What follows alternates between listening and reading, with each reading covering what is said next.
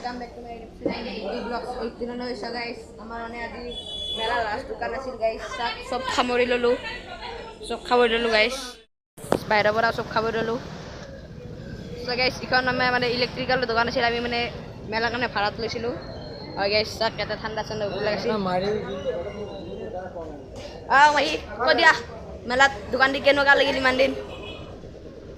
ভালে লাগিছে, বেয়া নাই লগা। কষ্ট হৈছে, বহুতখিনি কষ্ট হৈছে। গোটেইকেইজনৰে বা ভিনদেউ মানুহজন ভাইটি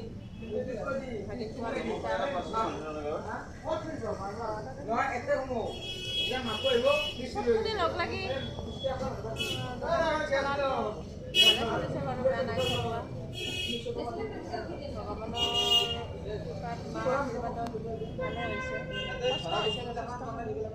দেহাও ভাল লগা হৈছে,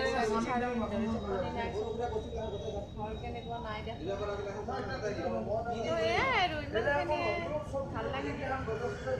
মাৰ